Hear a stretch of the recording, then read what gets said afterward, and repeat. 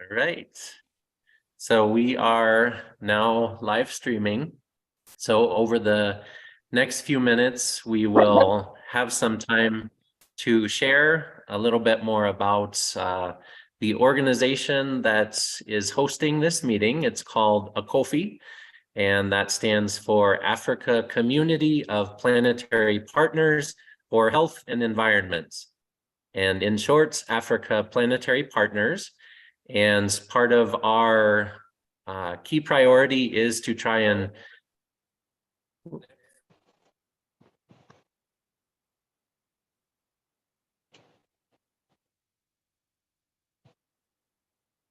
You got muted, Nathan.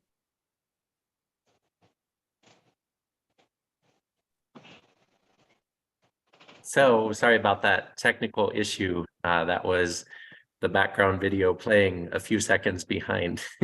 So I was just sharing about part of our theory of change, part of our core priority as a baby organization in the still early stages of figuring out who we are and what we do and how we do it. We're about to be registered as an NGO in Kenya, but we like to talk about a triple I theory of change: intergenerational, international, and interdisciplinary.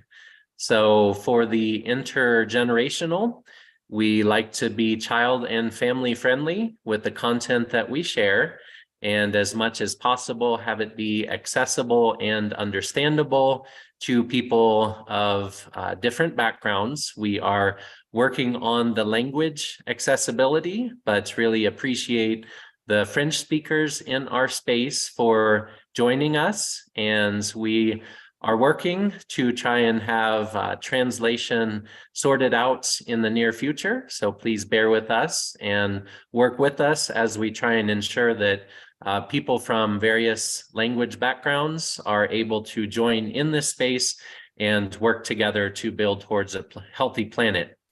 The language question is also especially important today because it's World Kiswahili Day, July 7th. And from the research that I did, this is the second official World Kiswahili Day, with 2022 being the first. So karibuni sana.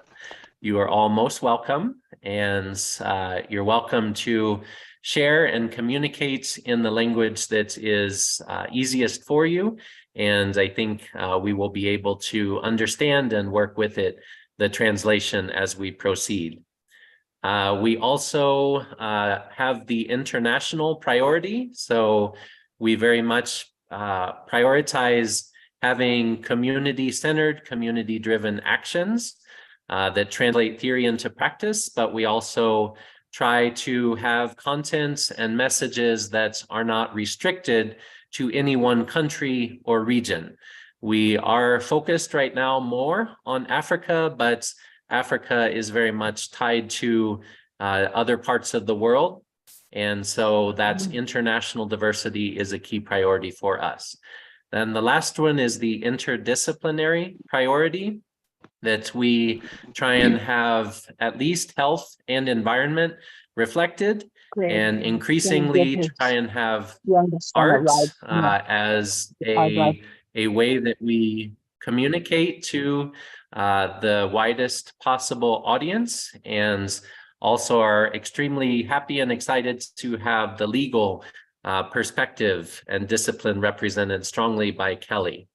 So feel free to reach out to Tess or Walia or myself. We're leaders in the ACOPPHE space.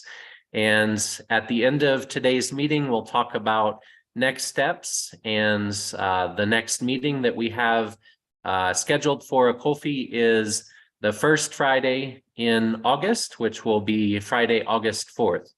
So we're trying to set a regular pattern for our meetings so that it's easy to put them into the calendar and connect with like-minded friends and allies from around the world. So feel free to use the chat, and we will have Kelly and Judy presents, and then we will have an interactive discussion. So that's the way that we have today's meeting planned out. And I will introduce Kelly and then hand it over to her. So Kelly is the Deputy Director of Global Climate Litigation for Our Children's Trust. She has been a human rights lawyer for over 20 years, graduated from the University of Oregon Law School, and spent time working at the intersection of environment and human rights in Tanzania. And in 2010, after working with the international human rights organization called Witness, she partnered with Our Children's Trust to do a film series that elevated the voices of youth plaintiffs, which you will hear a lot more about. Kelly has also spent a year in Congo, Brazzaville, working on a public health campaign where she used video to prevent community members from contracting Ebola. So I met Kelly a few months ago and have been closely in touch about climate cases in specific parts of Africa. I'm not so sure how much of that is publicly known, but it's been a great experience, and we're looking forward to lots more opportunities to collaborate in the future to make it so that children and all people have their right to a healthy environment actualized in practice.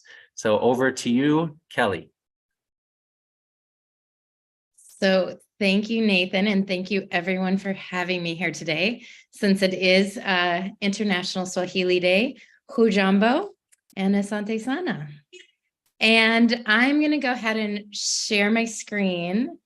And when we were talking to Nathan about this, Nathan asked that we share a story and share, oh, that is the delivery guy from DHL. That will be done momentarily. Share a story and then share a dream.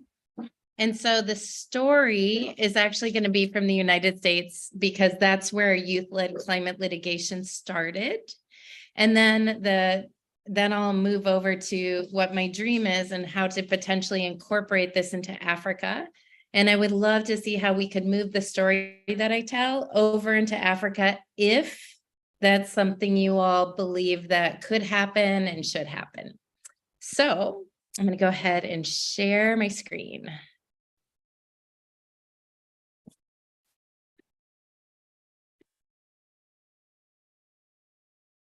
Is it working yet, Nathan?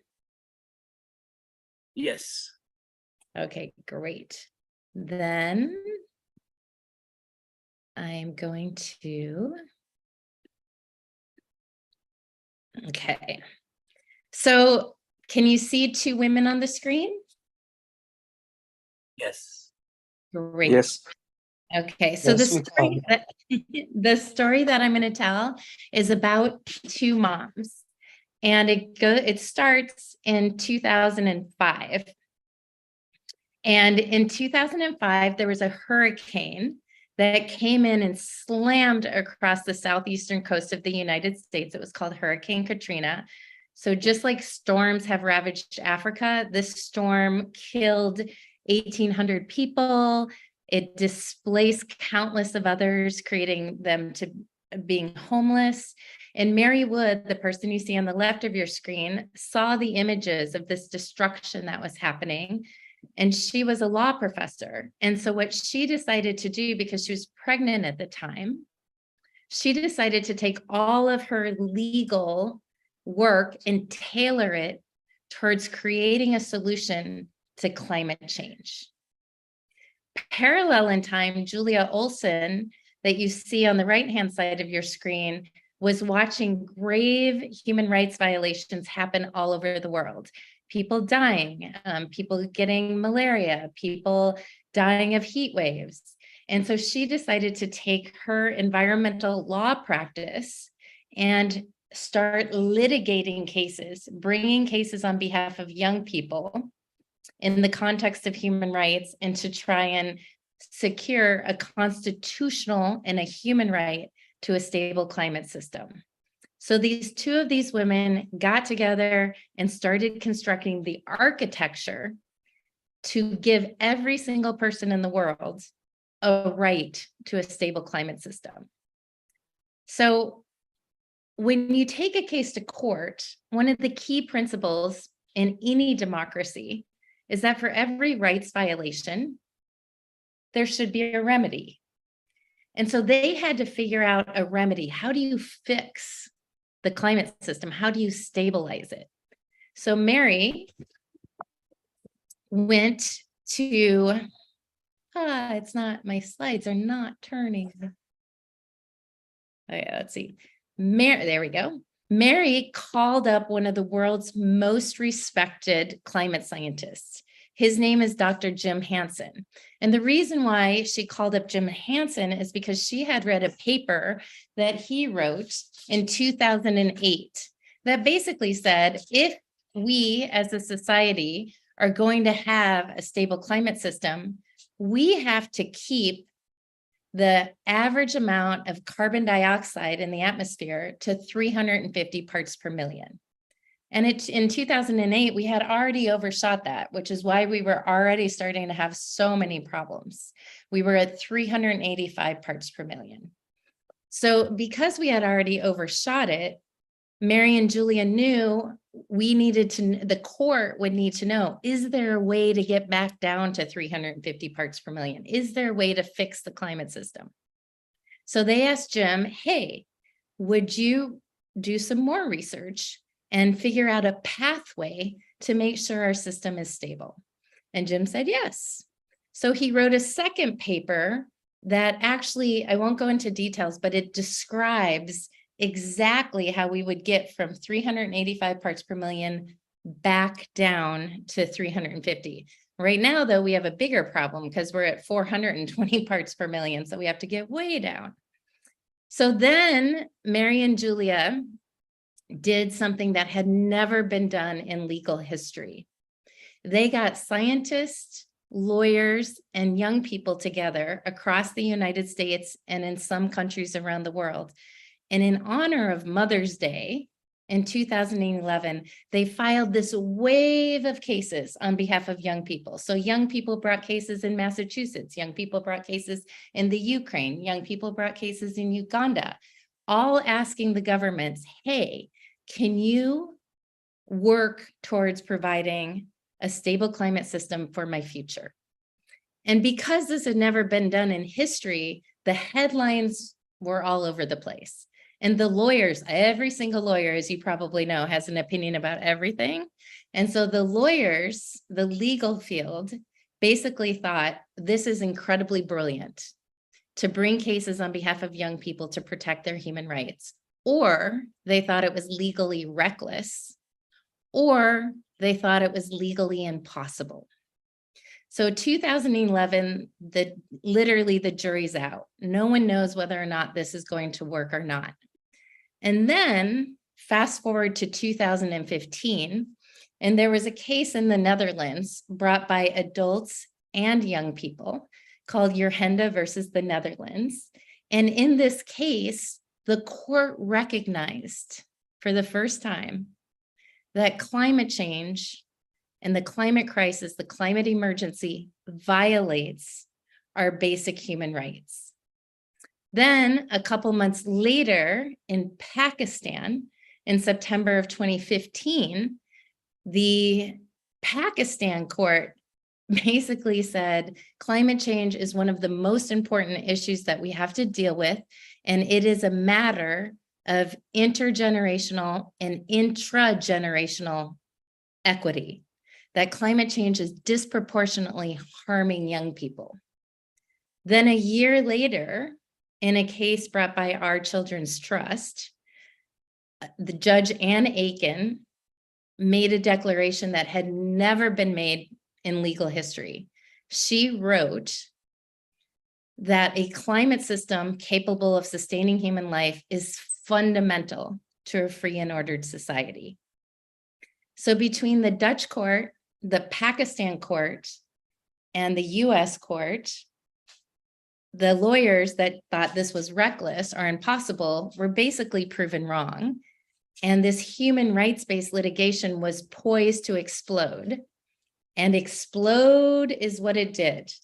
Now there are dozens of cases brought by young people that are suing governments for not doing enough to mitigate the climate crisis and protect their rights to life, liberty, property, and happiness.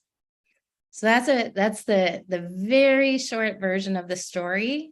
And what I want to do next is I want to show you a 2-minute clip from a documentary film that was made about the young people that are bringing the case in the US, because their voices are much more important than mine. So hopefully you can hear this. Like youth who have come before us in the civil rights movement and other social justice movements, it is often the young among us that shine the light on systems of injustice. For a lot of young people right now, life is really scary. Hurricane Matthew hit head on. And it's just so terrifying. If this drought gets any worse, our way of life will dissolve. Just as my family's farm is threatened by climate change, so too are the very stability and vitality of our country. The government is taking actions that are directly contributing to the destruction of our planet. Evidence going back to the 50s that government and the fossil fuel industry knew that if they continued to burn fossil fuels, that it would cause catastrophic impacts. That's when they started editing climate reports. Is all because of choices that we had no participation in. And I'm scared for my future. It's the greatest dereliction of civic responsibility in the history of the republic. 21 young people ages 11 to 22 are suing the federal government over policies they say are destroying their world. We are not willing to wait around for someone else's timeline to dictate the trajectory of our lives.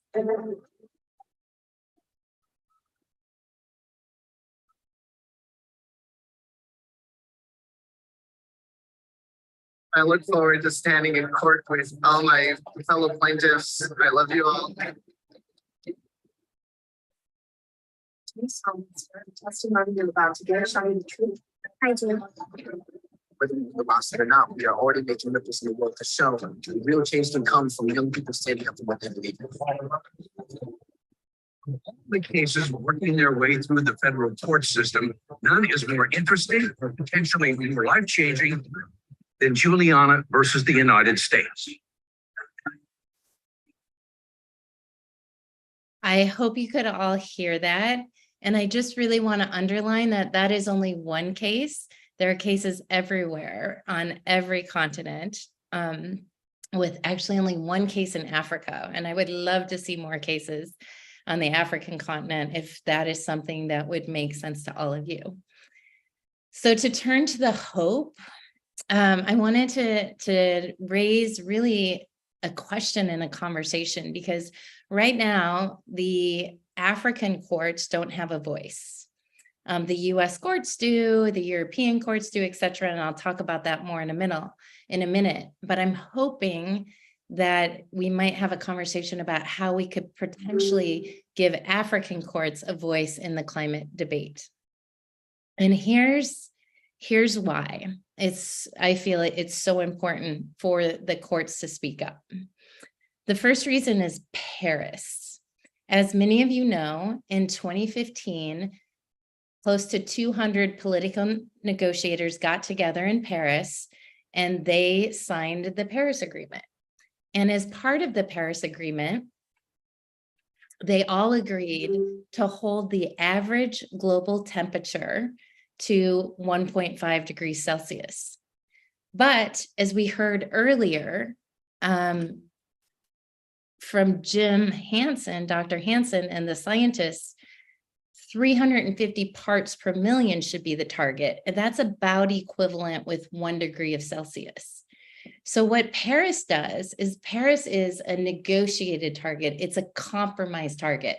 It allows all the major emitters to keep admitting. And even the UN's own scientific body, the IPCC, the Intergovernmental Panel on Climate Change, has said repeatedly 1.5 is not safe. And 1.5 is exceptionally not safe for continents like Africa that don't have the ability to adapt and don't have coverage for loss and damage and don't have the infrastructure to deal with the climate crisis, unlike the major emitters. So the people causing the problem have the money to deal with the problem, and the people who didn't cause the problem are just at ground zero. So Paris is the first problem, and Paris is the first reason why I would love to have the African courts have a voice. And here's just some examples of how Africa is going to be affected. The one that really stands out to me is that already in the last decade, child mortality doubled. And that's at 1.1 to 1.3 degrees of heating. At 1.5 degrees of heating, it's expected to double again. And Africa is the youngest continent. So 1.5 means more mortality, more food insecurity, more floods, more droughts, more vector-borne diseases, more health problems, injuries, and death across the board. And a big problem here is that the lawyers in the global north, instead of using the best available science that comes from the scientists, they're using the Paris target in their cases. So, for example, the case in front of the European Court of Human Rights, the women of Switzerland are asking for 1.5. The young people of Portugal are asking for 1.5. In front of the International Tribunal of the Law of the Sea, which is the highest court for oceans, the small island states are asking for 1.5.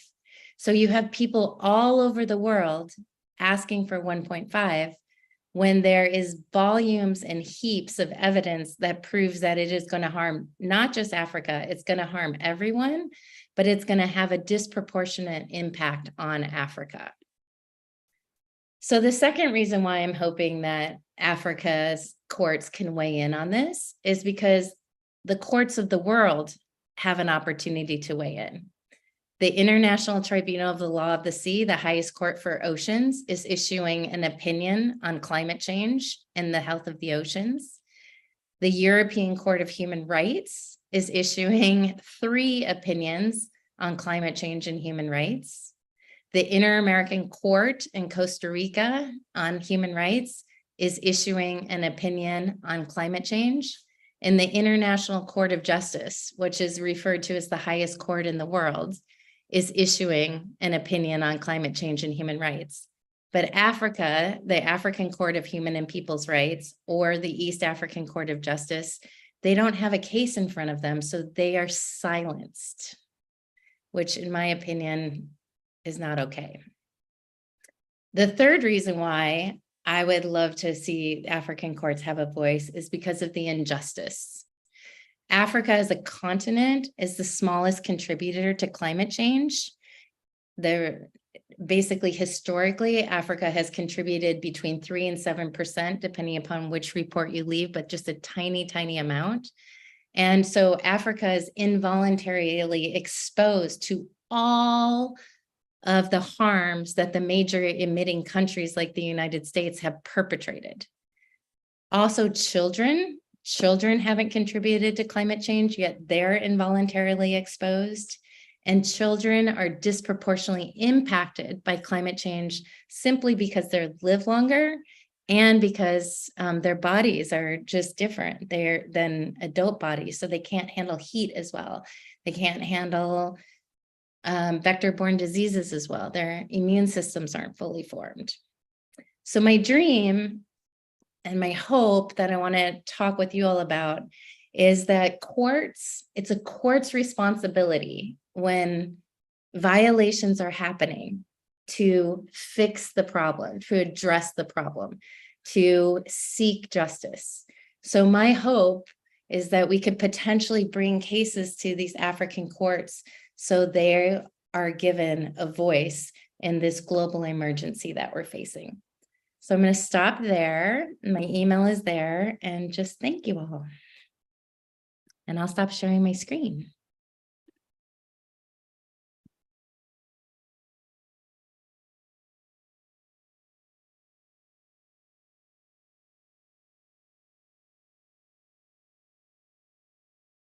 There we go. Thank you for listening. And Nathan, are you coming back? Yes, thank you so much, Kelly. I found that inspiring and empowering and a clear call to action. So really looking forward to talking about what we can do starting here and now.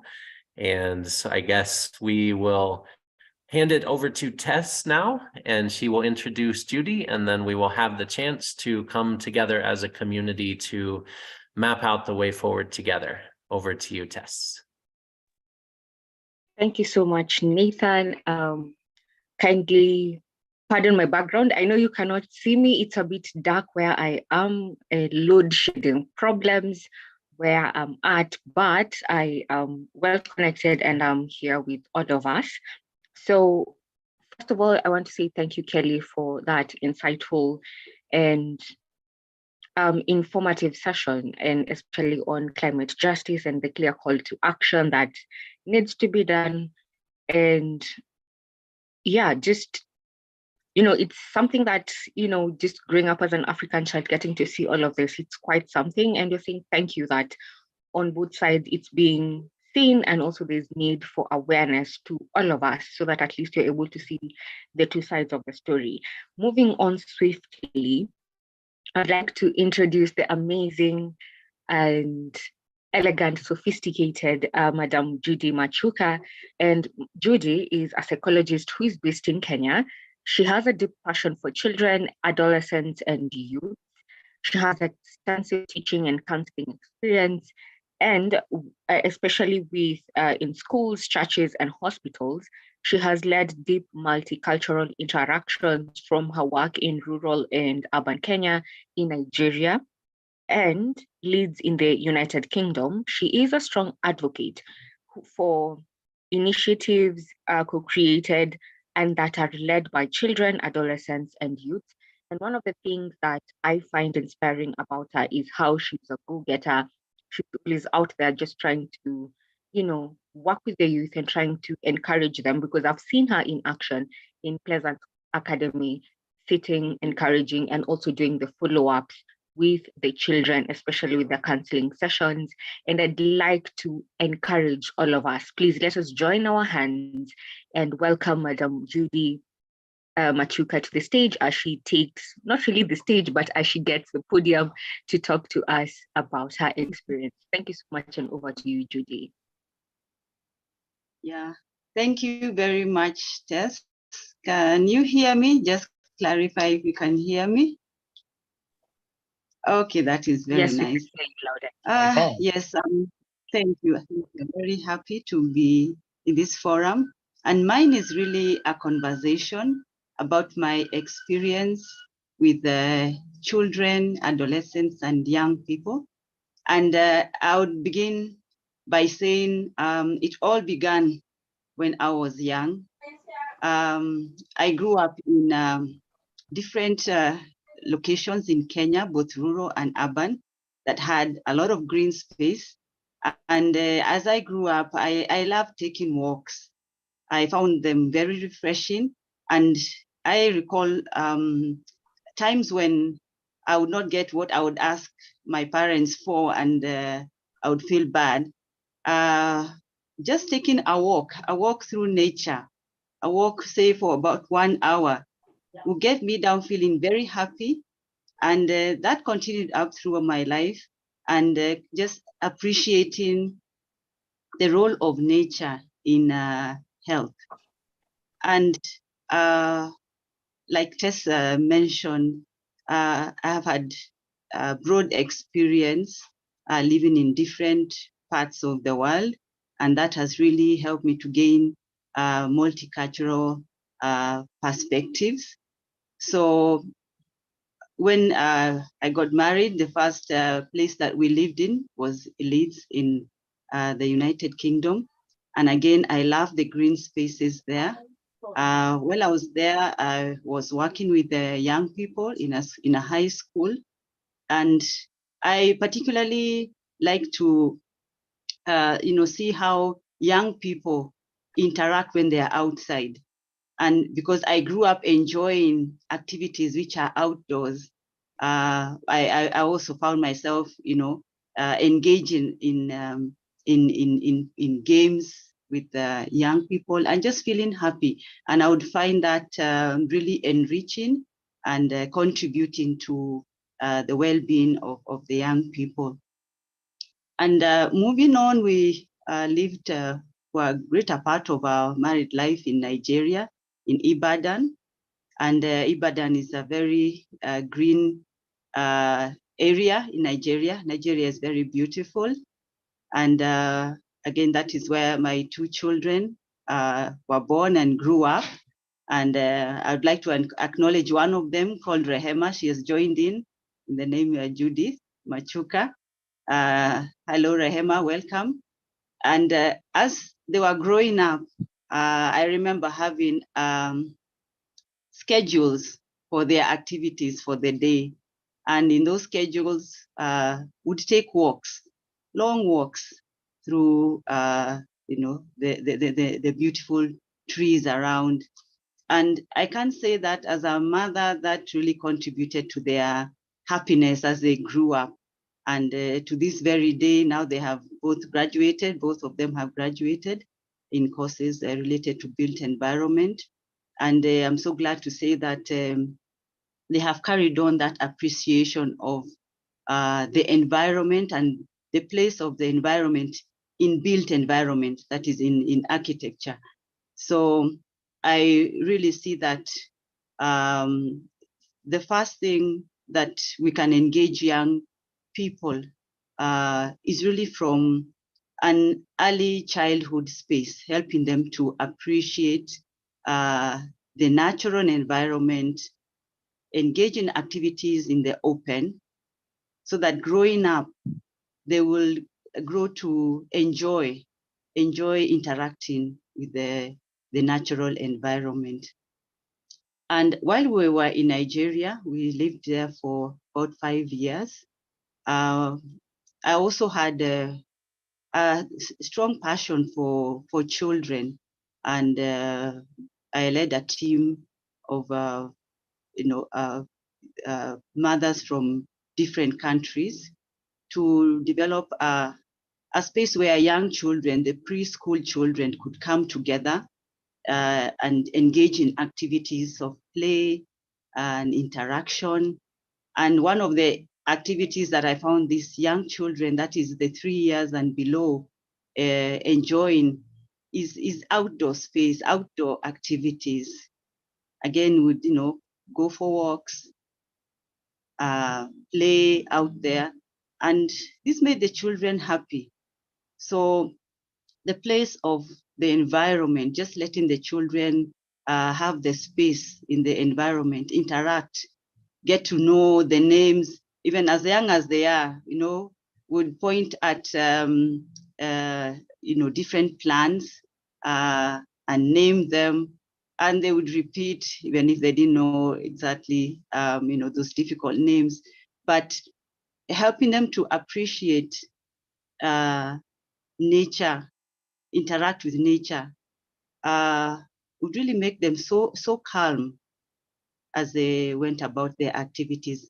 And I know that really had a significant place in their health growing up. So from Nigeria, we came back to Kenya, and the first landing point was at the coast of Kenya, a very beautiful place again. So where there's the marine environment, and also a forest nearby, that is the coast, a town called Kilifi. So again there, I was involved in church activities as a Sunday school teacher. Interesting enough, the activities for the adults would be held in a building. But I remember for children, we had all activities outside, and that was so enjoyable, just helping the children interact with the environment.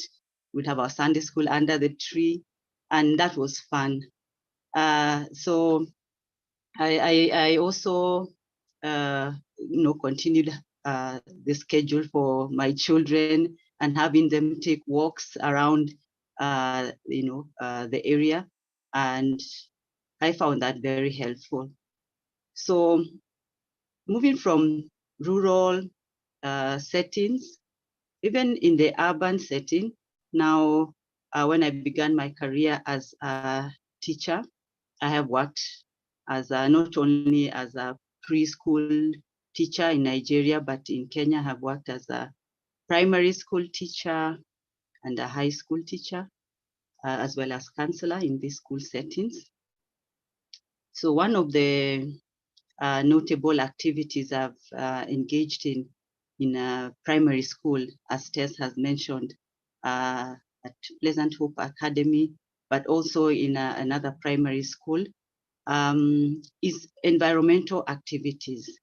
I would like to point out that children are very good learners, very eager, and when involved and allowed to take lead, give their ideas, actually they do come up with viable solutions. So I'll give the case of Pleasant Hope Academy, where I have been taking time off over the weekends to go and interact with the children.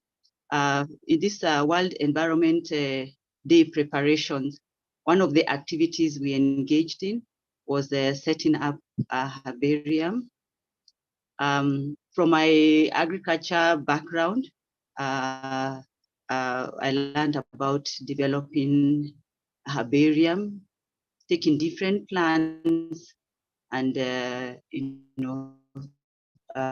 sticking them in a notebook, to preserve them so that they can, one can be able to make reference.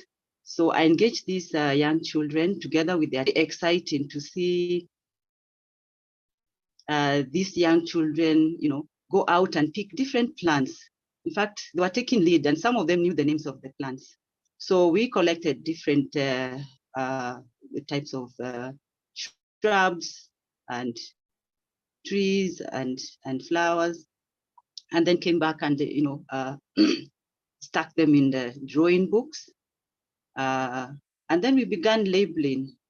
It is interesting that we had a local botanical dictionary that we used to give the local name, the scientific name, as well as the vernacular name. And with time, we shall put together a description and the uses of these plants. So that activity was very enjoyable. And I can say that having the children really take the first hand in that activity will go a long way in helping them to not only take care of nature, but even want to advocate for a good. I participated in tree planting during the World Environment Day, and the children also participated. And I feel that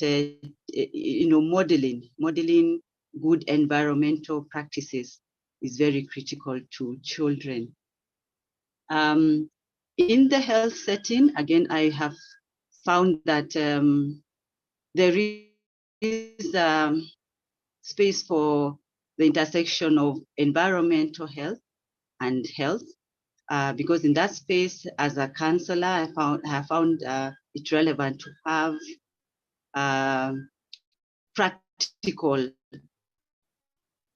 practical exercise to help them to know how to take care of the environment, which in turn will take care of their health. So around the time, I would say the early May, we had a holiday program in which we partnered with ACOPPHE and planted trees within the hospital grounds.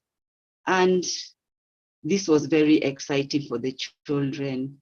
And one of the plan moving forward is taking care of these trees that were planted with the goal of creating or co-creating a sort of botanical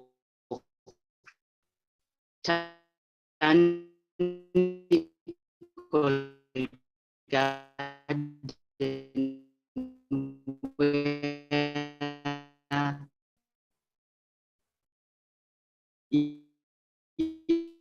young people will know that this is a garden that they helped to put up, and these activities which can contribute. Starting from early childhood and moving up, asking them to take care of the environment is very important. I will also, this was a high school. I was a teacher of agriculture.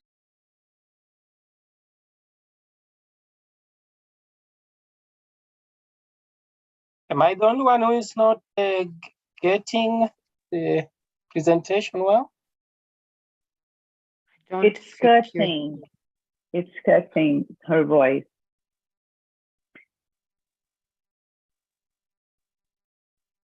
Judy, we can't hear you now. Hello, sorry, I got off. Hello, can you hear me? Oh, can you hear me? Yes, now it's better.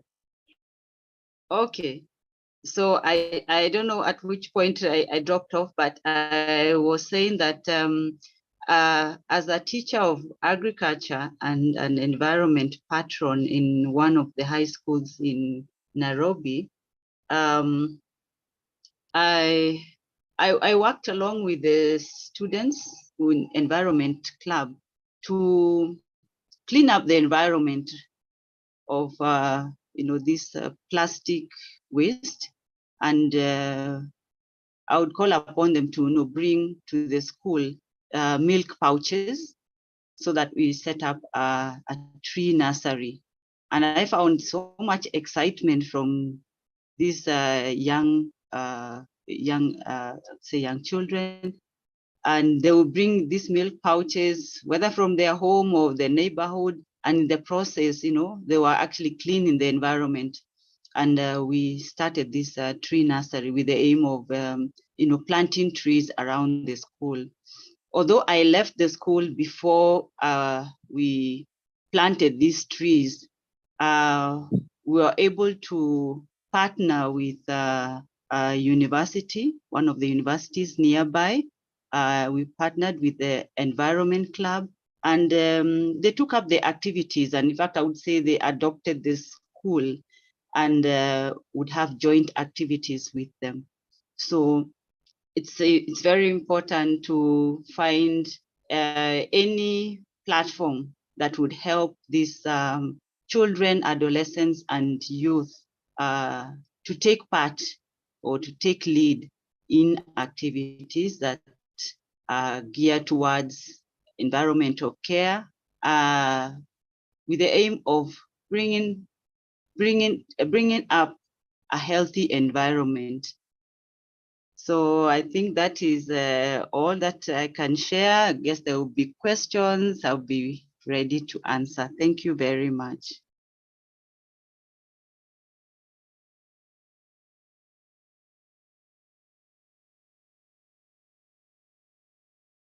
Over to you, Nathan. Thank you, Judy, and thank you, Tess. So I am feeling very happy and inspired by what both Judy and Kelly shared. I think there was a wonderful blending and mixing of stories with science and data with the life story and the pathway that each of you has followed in being really lifelong advocates for Mother Earth and for the important environmental benefits that we all have and need to be healthy. So we have had a few people join since the presentations began, and just want to encourage everyone to share about yourselves in the chat.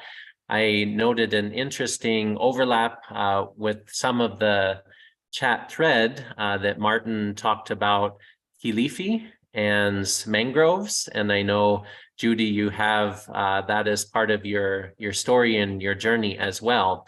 So what we want to do now is transition more towards a community discussion. We want it to be interactive and everyone to be able to contribute and share. And we have some draft discussion questions that could be shared, but I feel like there is probably enough that has been shared in the presentations that we can open it up and see what's resonated with people most strongly, or ideas about the way forward, because really we want to be an action and solutions oriented community. And so we've heard some about the unique challenges and opportunities that we face in Africa and in communities around the world that are disproportionately harmed by climate and other environmental challenges. So I want to open up the floor, and if you would like to raise your hands, we can follow that pattern, or else we could also start with just anyone who would like to share can unmute and carry us forward. So open to us all collectively.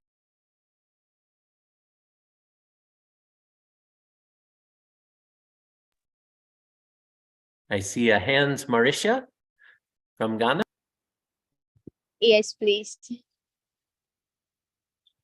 Okay, good evening to everyone. Please, Marisha Akrugo. I'm Marisha Akrugo from Ghana. I want to add a little contribution to what Doctor said about educating the children and the plants when they are young. I think with this one, it's not only about the schools also, but also the organizations. I think it will be best when we introduce those plant growth in either the basic, that is the upper primaries, to the junior high and then senior high. In Ghana here, I quite remember when I was in senior high, I was actually studying general science, pure science. So the only thing I was having advantage to learn about plants is under biology. But to the agriculture students, I think they have a garden in some of the senior high schools, just a small, maybe it not be up to 1 full plot, but small. Then they'll plant crops. Sometimes they make like mango plants or something, then they begin to plant. And some of the agriculture teachers, they give, let's say they put the student into groups, then they say 5 in one group. This is your plant. Your plant is a mango tree. You start from the seed, you plant it, you water it, you monitor how it grows. And when they are graduating out of the school, they'll either sell it out or they'll plant it in the school.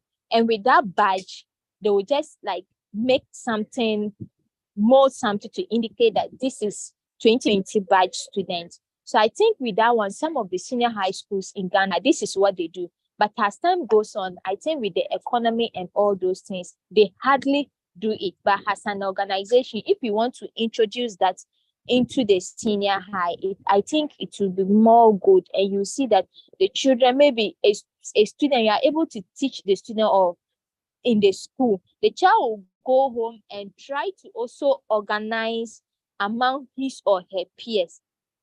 And I think with that one, it will educate and help improve the climate.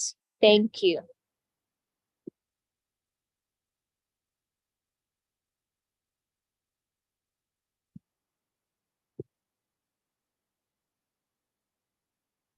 Hello, please, I'm done. Thank you, Mauricia. And I've heard very clearly that there are strong opportunities to work in schools and be sure that we work together with children. And so that is very much what we are trying to have proofs of concept, so that even if it's not the norm right now, it's seen as the norm increasingly in the future, and really supporting each other with the activities that we have, so that we know how to navigate some of the challenges with the status quo that is right now not very friendly, not very easy to have these kinds of solutions that are rooted in community and involve everyone in a meaningful way. So thank you so much for sharing that, Mauricia. Anyone else who would like to share a contribution? I saw you maybe have a bit more, Mauricia.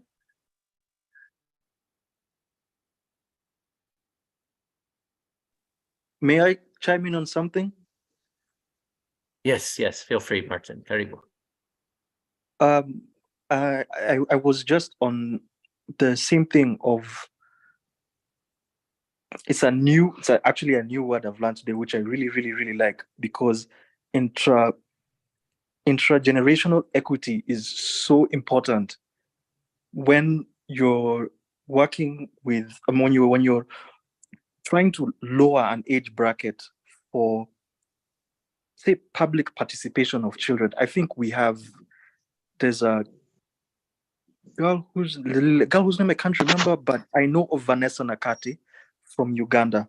She has been a very strong campaigner for the climate change initiative, COP 2026, all through. So you imagine that she has a say on an international platform. However, she does not have a say on a political, or what is it, the same platform that allows anybody to vote for something.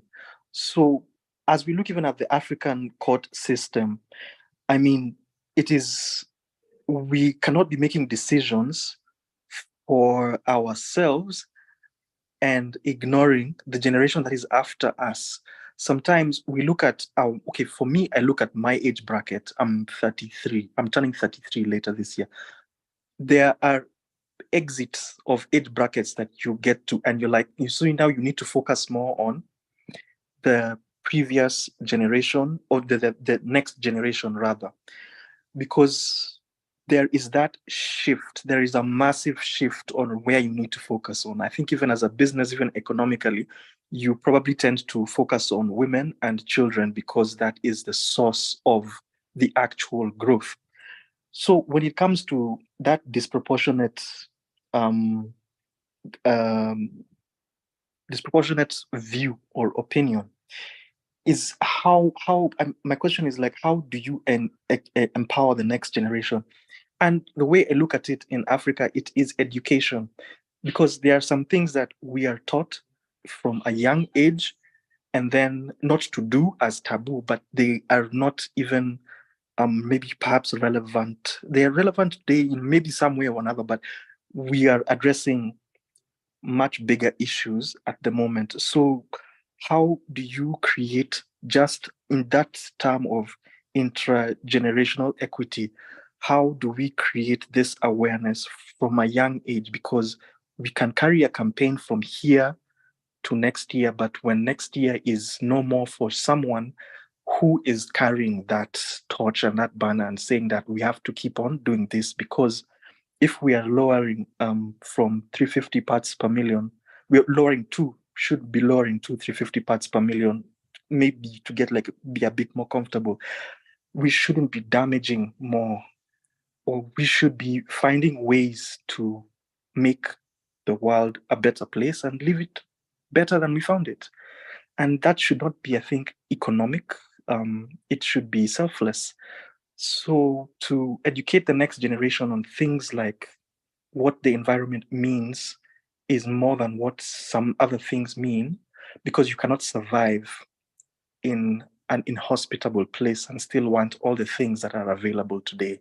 It is just unfeasible. I think with that, I would just made a point. I didn't really think I asked so many questions, but I just wanted to put that out there.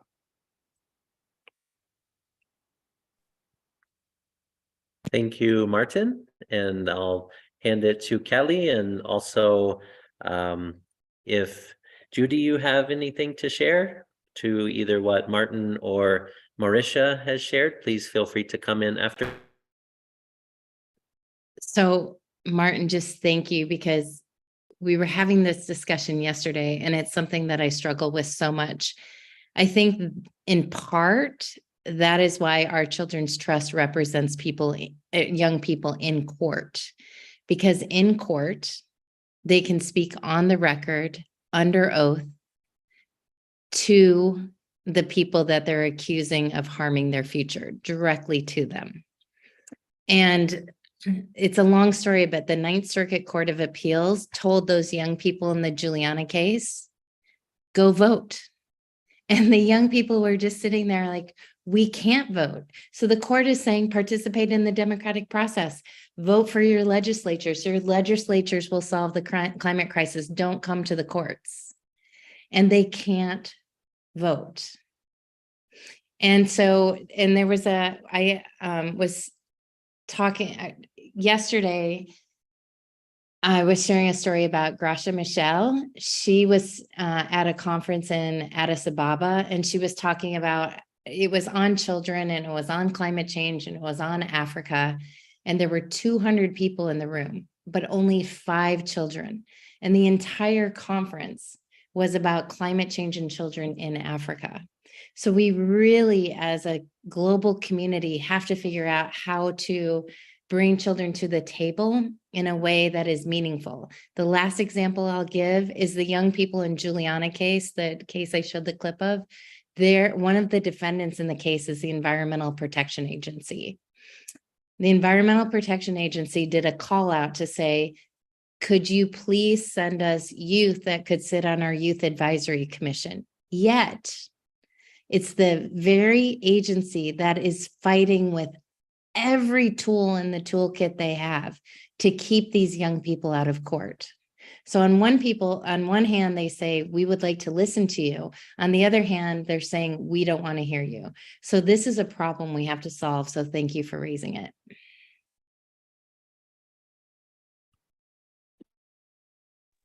Thanks, Kelly. Thank you, Martin and Kelly. And I think we don't have Judy with us anymore. So back to the audience. Anyone who would like to ask a question, share an idea, or give feedback about the discussion and presentations?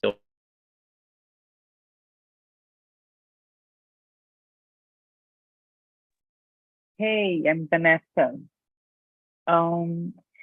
Just thinking about what Martin said and how could we bring children in, I think a good point to think is to start introducing these concepts in schools.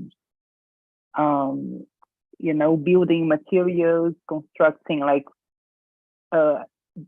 disciplines between gimmicks, but bringing this concept and talking about climate change, planetary health in schools. So preparing teachers and doing these activities, you know, like building gardens or planting trees as a more frequent action. Thank you. I will present myself in the chat.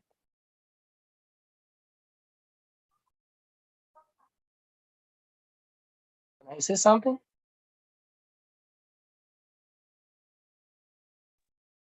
Sorry? Yes. Silvano? Oh, Silvano, go ahead. Thank you so much.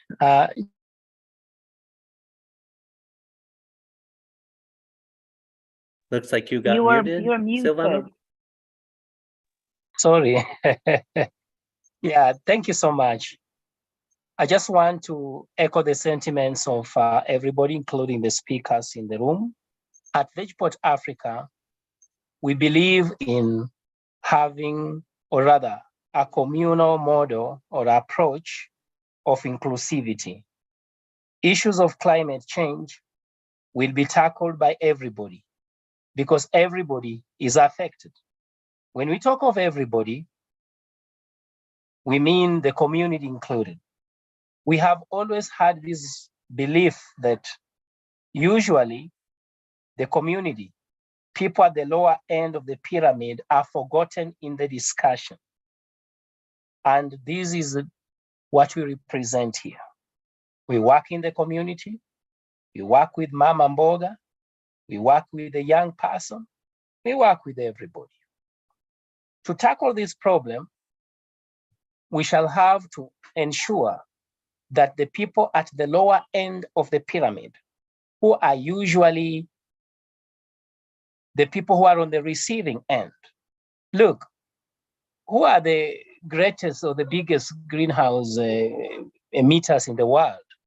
It's not Mama Mboga in Western Kenya, but who is gonna suffer? It is the Mama Mboga. So at Vegport Africa, we believe in breaking down. When we talk of the Paris Accord, what does it mean to Mama Mboga? And what can Mama Mboga do to ensure that the world is a better place for everybody to live in? So that is what we do at Mama Mboga. What is it that the Mama Mboga is doing to conserve the environment? What is it that the Mama Mboga is doing to make the Paris Accord a reality? We love it when decisions are made at the higher table, these concepts are made at the higher table, and it makes a lot of sense. But we also believe that people at the lower end of the pyramid have a say. And their say means something. So that is it. And when they come in and the women are planting the vegetables and they are harvesting and they are not using the pesticides and it is purely organic, we would like this also to be captured in the main narrative that somebody somewhere is doing something to ensure that the world is a safer place to live in. So mine was just to try and weave in the efforts of the people at the lower end of the pyramid. Let it not look like nothing is being done. There are people who are doing something. It is just that their voice has not been heard, or if it is being heard, it is not loud enough. Thank you.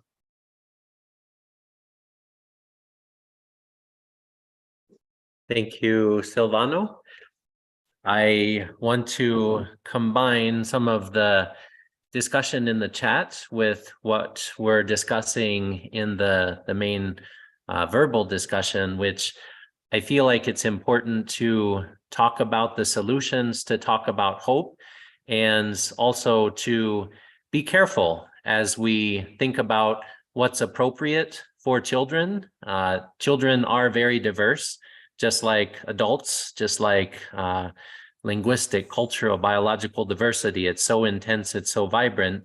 And so it's important that we as child advocates and caregivers and caretakers use wisdom and discretion to think about which child or which children, which age group, which location, what kind of messages, to strike a balance so that if they are hearing about these things and they're confused and would like to learn more or talk about it, then that's an invitation that we should work with them to educate them.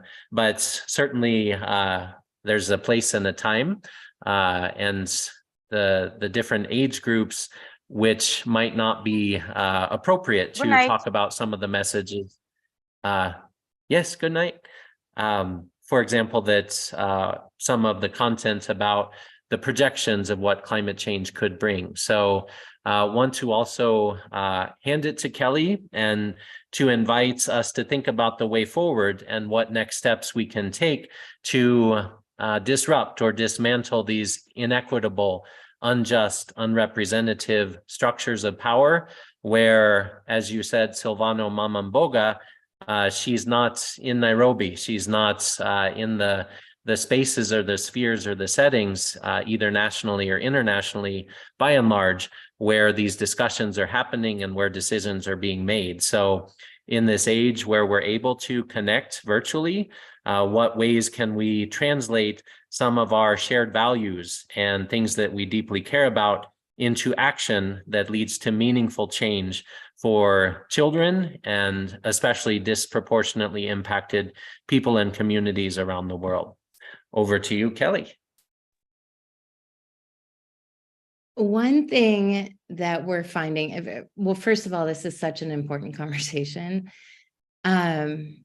We had a trial. It was the first constitutional trial on climate change in the United States, and it started on June 12th and it went through June 20th.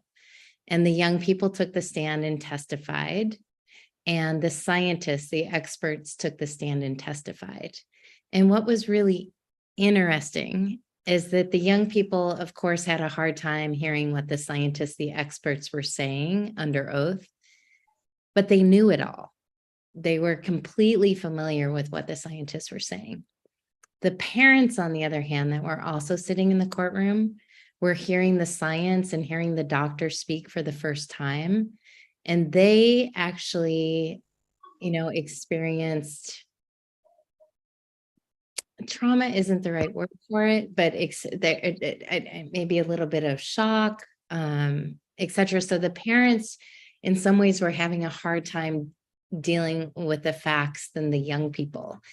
And so I just want to bring that up because I think we need to give young people credit for what they do know about the climate situation.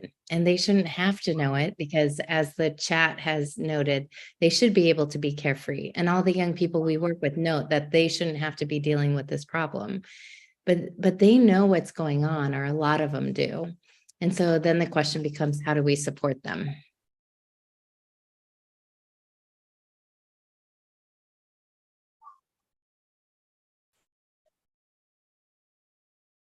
Thank you, Kelly. And there was something posted by Agan in the chats broadly talking about urbanization and the huge global trend that's certainly the case in many parts of Africa as well, towards moving towards cities where children have even less freedom to be themselves or to interact with healthy, safe, diverse nature, to understand about how important these relationships are to the natural world.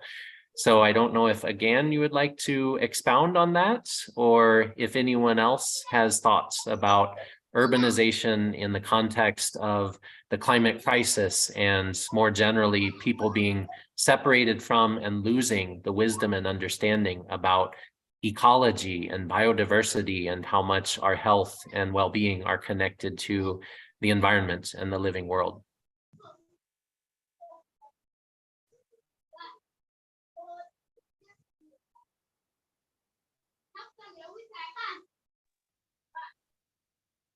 May I say something?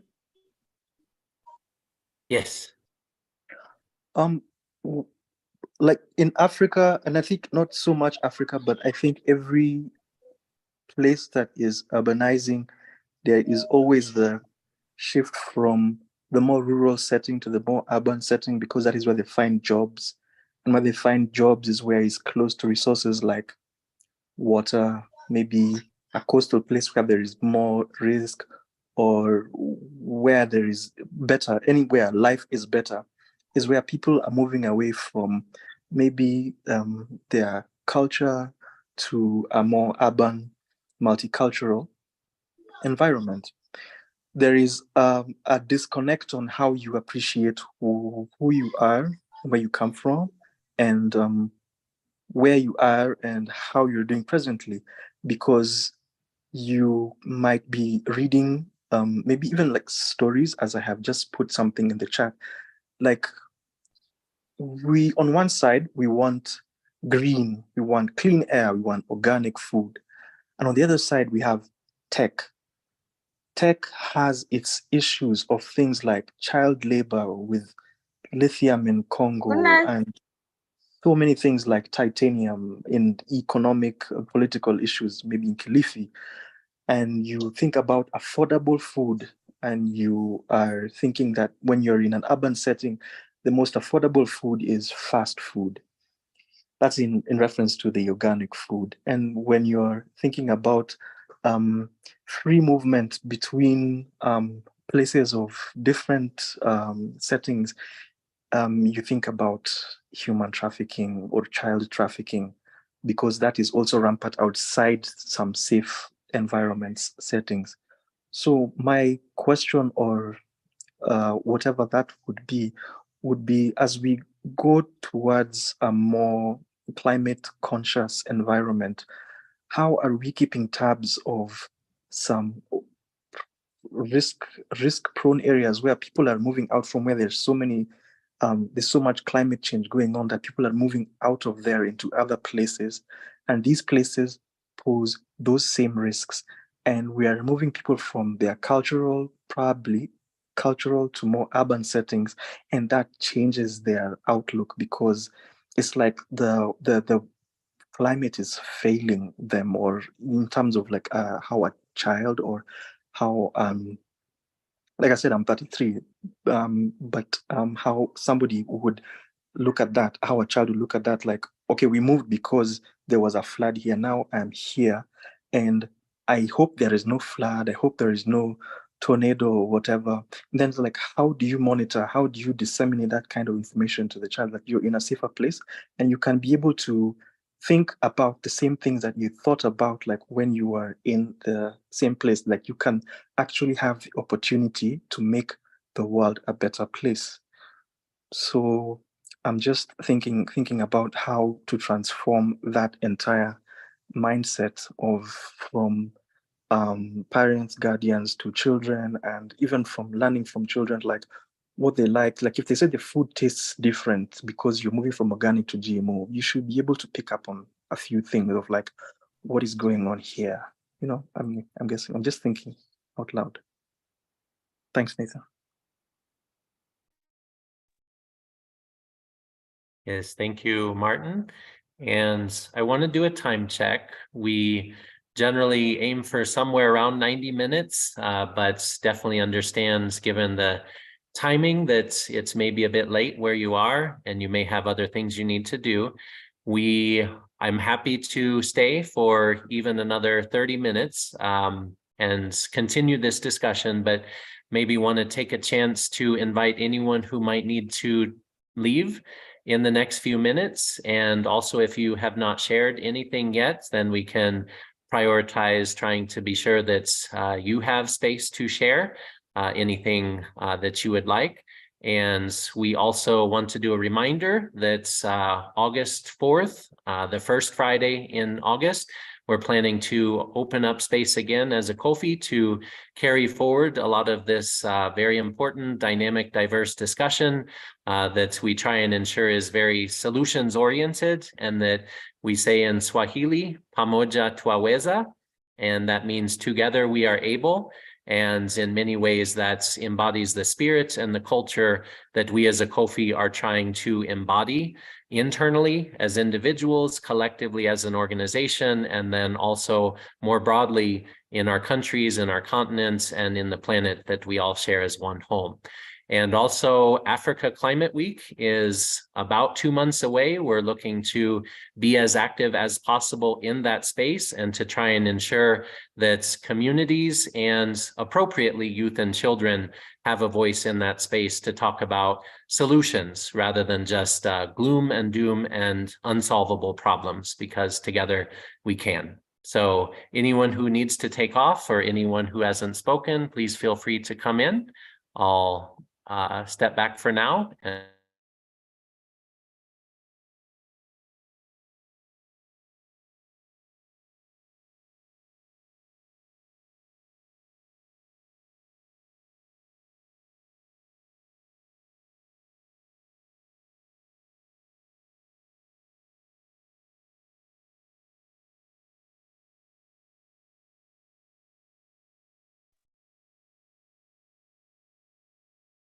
So Percy, we haven't heard from you. I saw a contribution in the chat.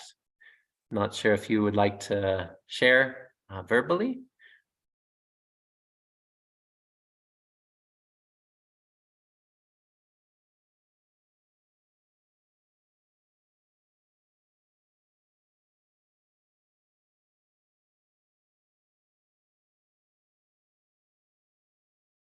No problem. It looks like Percy's in a noisy place. I saw Mona's hands. Over to you.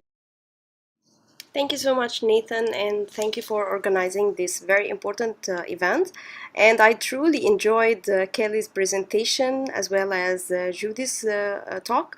It's truly mind blowing to see how we can direct the efforts towards something that's truly positive and collective at the same time, while paying attention that children, they lack a lot of experiences and they have rights to be in a safe place and to learn bit by bit and to enjoy their life playing around, and so I'm not against all the narrative being play out, but I'm trying to see how we can fit in the various narratives. Thank you.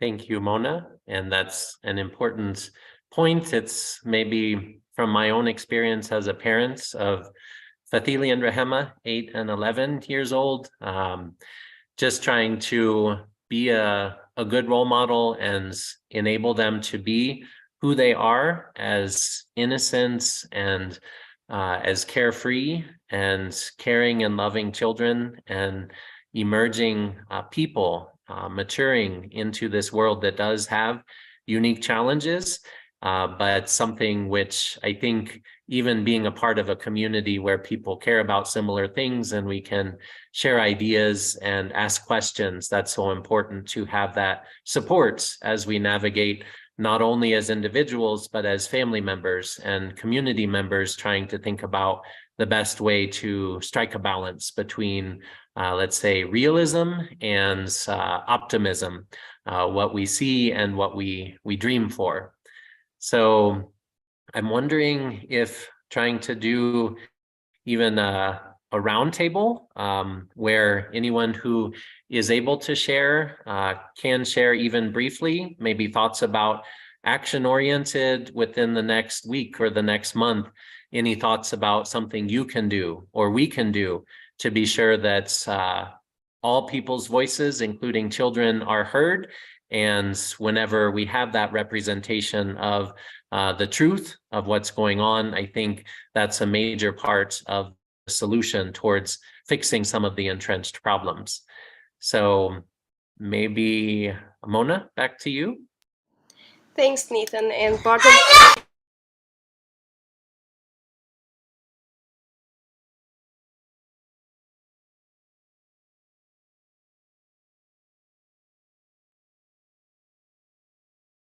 I know Mona's in a family environment and probably trying to strike a balance between being a mother and actively engaging in the meeting. So no worries if it's a bit noisy right now. Again, no pressure for anyone who hasn't shared, but maybe Scovia or Celestin or Maclower. Also, feel free to type in the chat, even if it's in French, whatever language is comfortable, and also Francois. Just looking at a few people along with again, who we haven't heard too much from.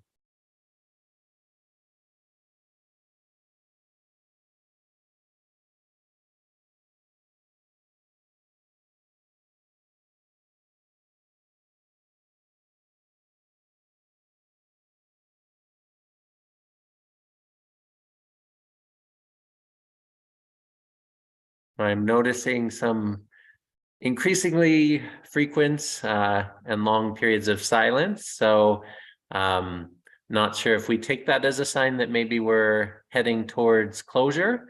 Walia or Kelly, anything to share, especially looking forwards? What's the way forward? How can we try and move forward together to be a part of the change we need to see? Okay.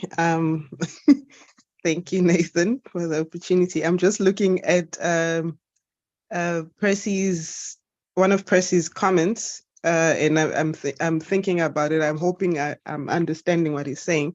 He says it's been a worthwhile conversation. I've been wondering how much of our cultural dynamics in child upbringing, or if you like, the values of influences, African socialization have contributed to the lack of representation of young people in climate discussions. Yesterday, I had an interesting conversation with Vanessa as well, that, you know, if we're going to change stuff about Africa, we also have to get into a mode of thinking in the way Africans think as well. A lot of the approaches tend to be imposed on how Africans think about certain things. And the conversation that I had yesterday with Vanessa, we were talking about how something may be embodied. It's something that's in your being to do, but but when it's being talked about, to you, it's something that you do. You don't think about it. It's not something you analyze. It's not something that you think about. It's just inherent in you to do something like that. And I think maybe for a lot of our cultures, you just know. Like, for instance, if you're going to be, I'll put it this way. One of my huge cultural shocks moving to South Africa from Zambia was that a lot of people don't have their own little personal gardens, for instance, in their yards. This to me is like, this is just what you do. If you want to eat and never have to really struggle with food, you have a little garden in your background, in your backyard, your garden, that kind of thing.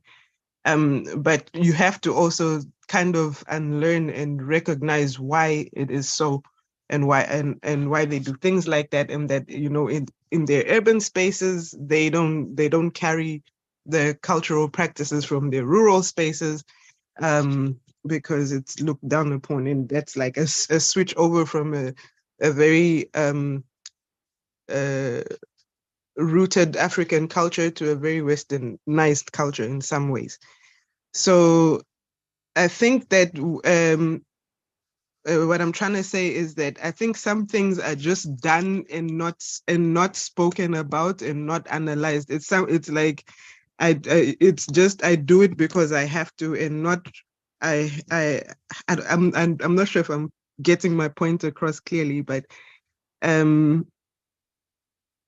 what the West is looking at is data, or getting out of the solution, whereas some people or quite a few people are just performing the solution, if you know what I mean. And that's why I commented on talking about why I agreed with who was it who said the people on the ground are the ones that need to tell the stories. And I think that's where our data will come from when you're going to present in the, oh yeah, it was Silvano, yes.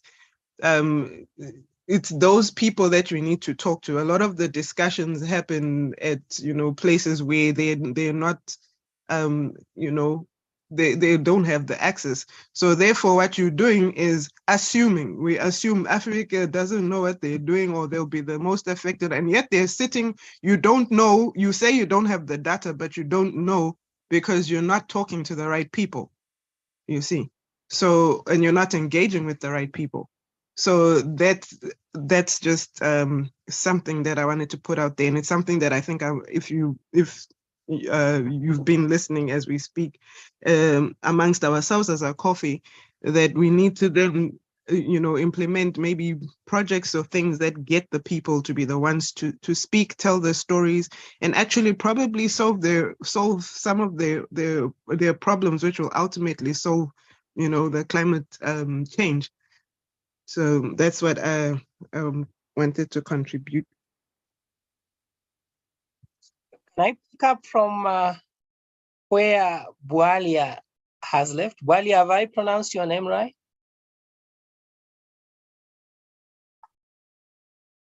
Yes, you have. It's Walia. My take, and I just build on what you've said.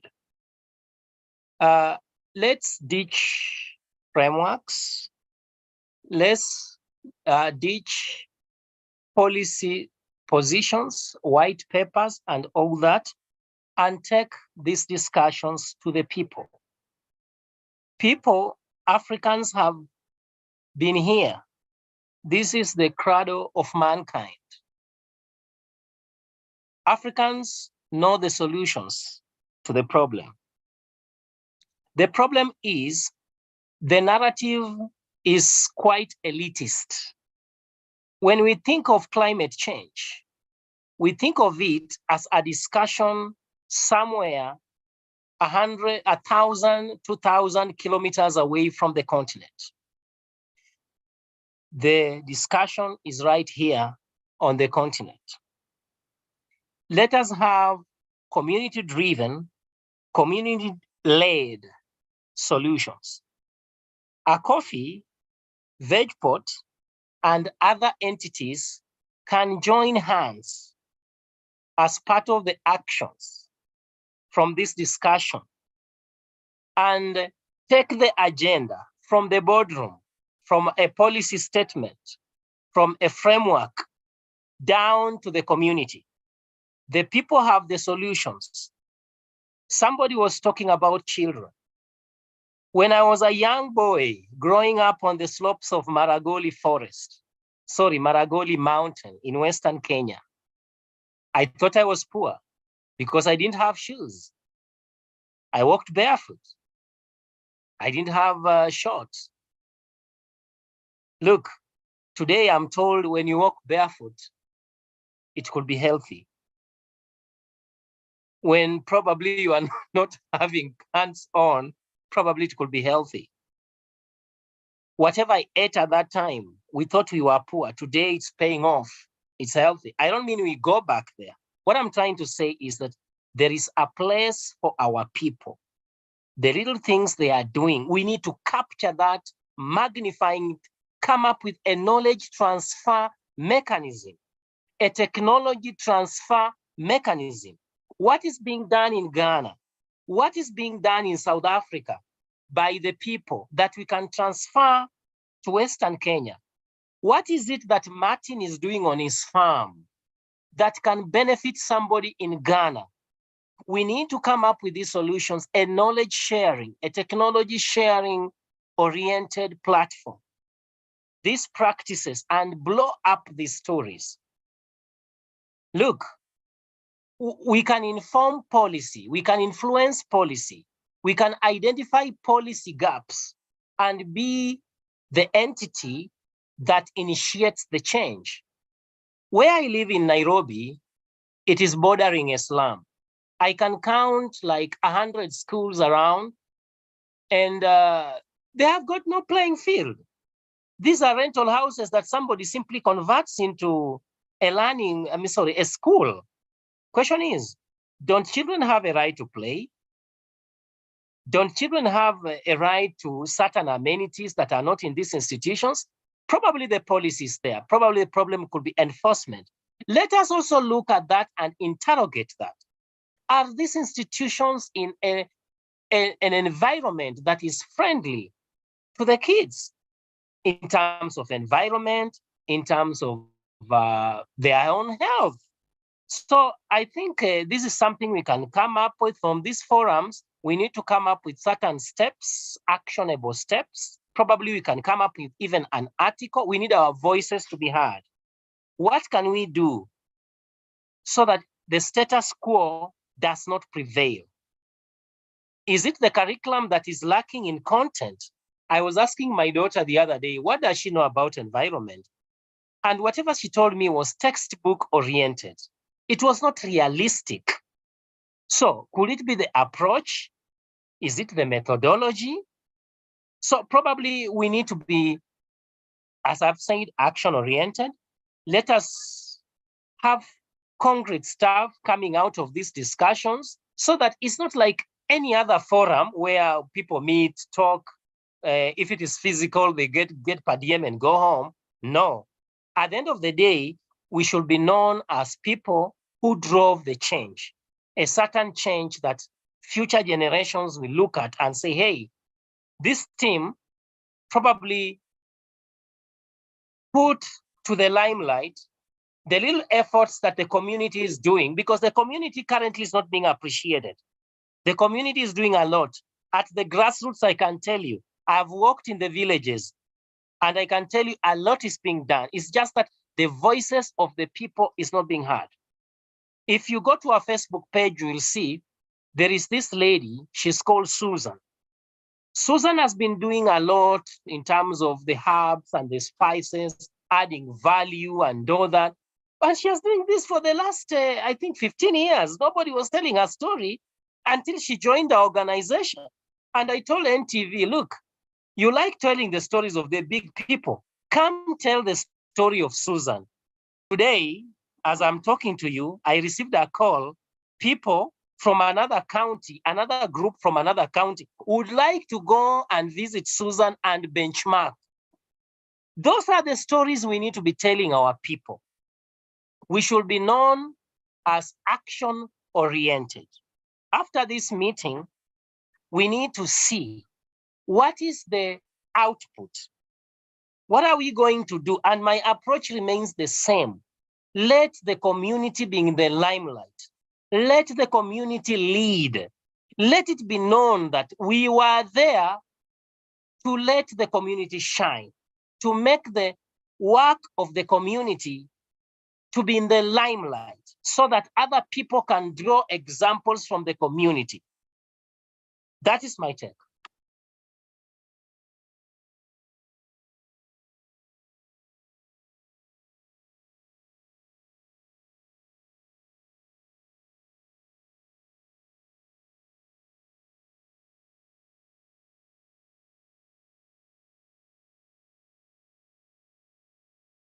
Thank you, Silvano. That was very powerful, and we are ready to begin tomorrow. We will meet Silvano tomorrow, and we are mapping out an action-oriented, community-centered way forward to see how these inspiring and authentic true stories can be shared, and the people who truly care, not people who are doing this as a job or because maybe it was easy for them to walk that easy pathway. But that's what we're trying to do, is link up with people who truly care and are ready to be in this for the long haul. It's really a lifelong journey, and the best way forward is together. So thank you again, Silvano, and want to open it up. Anyone who would like to share? And also Kelly, want to circle back to you, because I know earlier in the discussion you mentioned about the interest in seeing about places in Africa where these cases can be brought to ensure that African courts and African jurisprudence, African case law is able to have an appropriate space on the stage. And just to reference a statistic I heard within the past couple of months from a pediatrician, so I haven't confirmed it myself, but it's projected, I think, in maybe 2050 that 1 out of every 2 children in the world will be an African child. And so when we're talking about children and the future and Africa, this is an extremely important and increasingly important discussion that we need to be sure is being heard loud and clear, near and far. Well, I think that statistic is right, Nathan. And regardless, Africa is the youngest continent, so children are important. And so I'll just flag one thing. I really appreciated what Bawala said about imposing. And 1.5 is something that my country and the major emitting countries imposed on the rest of the world. But there's a group of African lawyers led by Alfred Brownell. I don't know whether any of you know him. He is from Liberia. He had to leave Liberia because of security threats. And he's currently at Yale. And he's putting together an advisory opinion to submit to the African Court of Human and People's Rights. And that will hopefully be one place where the stories that Silvano was talking about will be able to be conveyed. Additionally, at the International Court of Justice, I get upset at the International Court of Justice because only states, only governments get to walk through the courtroom door. And they tend to be the perpetrators of climate change, at least my country, not your countries. So they get a say, but young people don't. The people on the ground, the communities, the grassroots cannot speak in the UN's highest courts. But we can ask our governments to attach the stories of community members as annexes to their submissions. I have no idea if that's realistic in Africa, but the timing is right to do it now because everything's going to be submitted by October. So I just wanted to flag those two opportunities in the high courts. And just thank everybody for this conversation. It's been incredible. I wanted to keep going.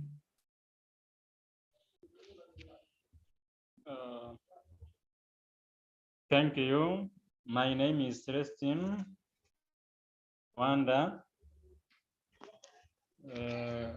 And I really like this conversation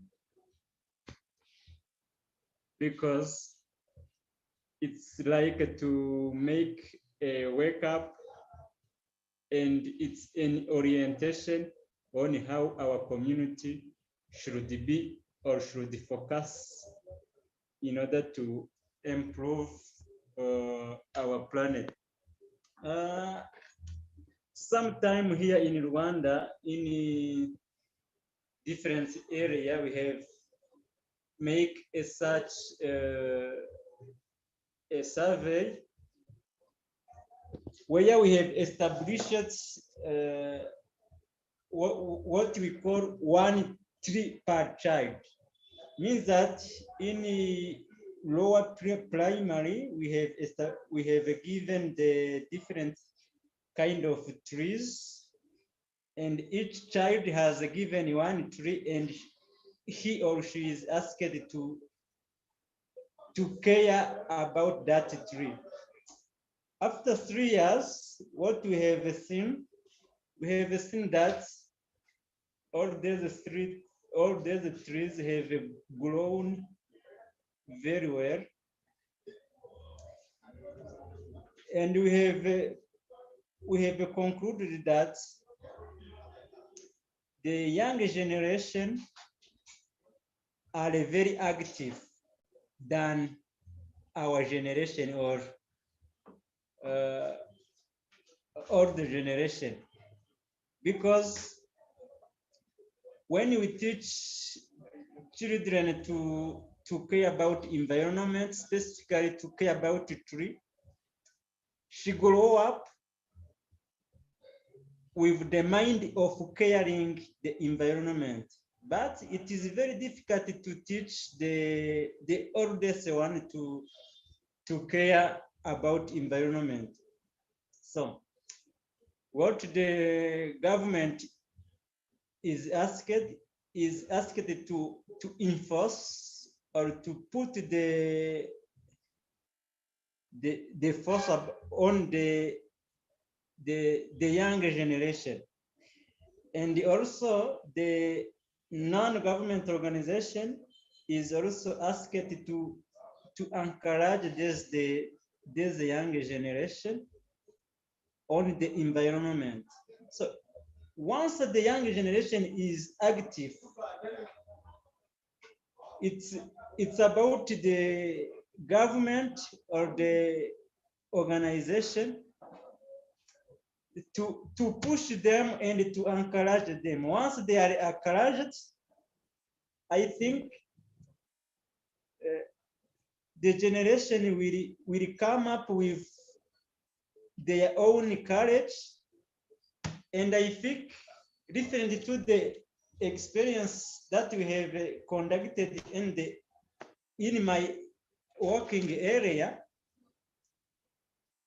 we are not active. We are not active, and we don't have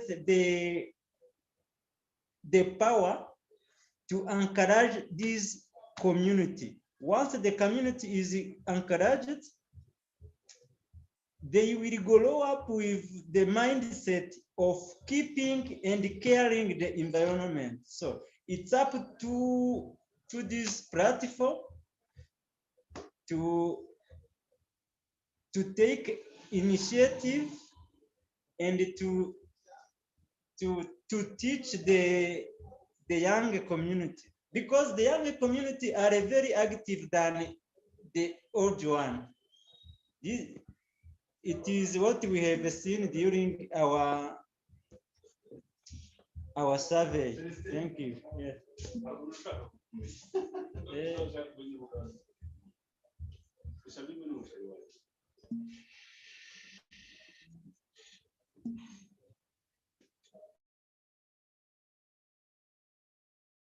Thank you so much, Celestin. That's an inspiring story of a way to have a simple and clear and hopefully almost universally available solution, one tree for one child, as a starting point. And even in urban settings, trying to think about ways that urban planners or even communities can come together to talk about safe spaces to play or parks. And I know in a slum setting, that's a real challenge. And so the realities of extreme poverty, which are unfortunately still very pervasive, are in a lot of ways a reality check, but it's not something that we should in any way accept. Need to really partner with children to think about ways that they can be healthy and truly be children, and free to play, free to grow and thrive. So want to do another time check. I think it's been an excellent discussion, and I feel a strong sense of shared values and shared commitment to action moving forward together. But want to, again, maybe invite anyone with last thoughts to share. We're about 6 minutes before the hour, coming on 2 hours. So that would be a bit of a round figure to aim for in the next 5 to 10 minutes to close up. And again, if anyone has thoughts about action points, next steps, other than we'll continue as ACOPPHE.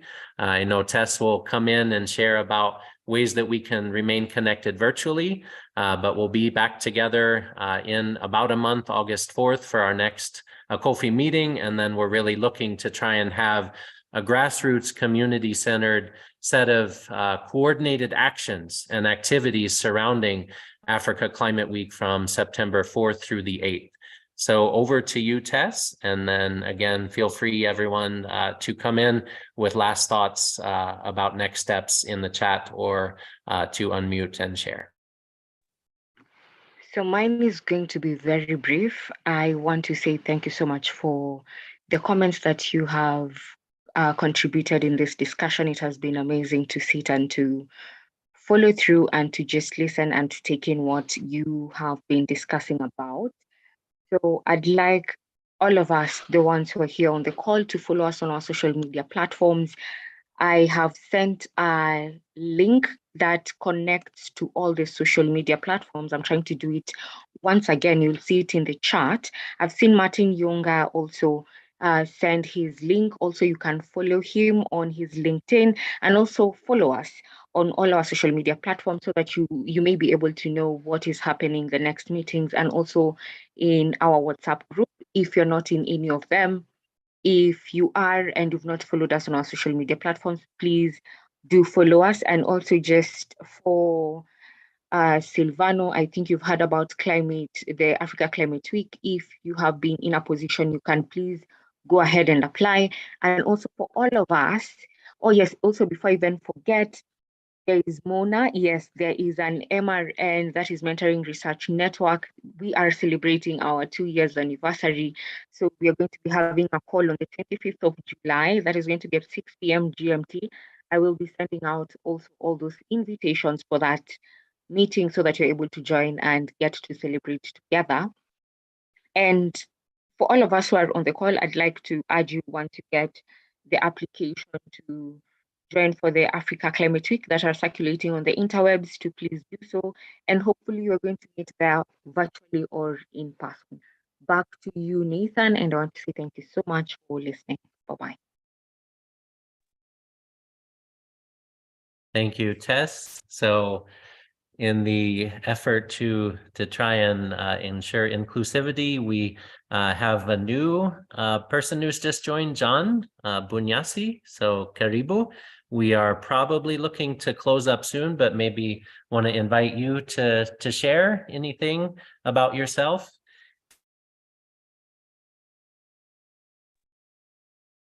Hello, everyone. Hi. Hi. Hello. Right now, I'm John Bunyasi. Yes, I'm from Nairobi, Kenya.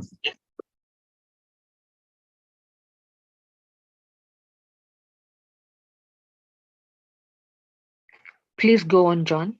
And I'm a student at the University of Nairobi pursuing a bachelor. And I'm also championing for climate, and I'm an environmentalist, and I also champion for mental health awareness in Nairobi.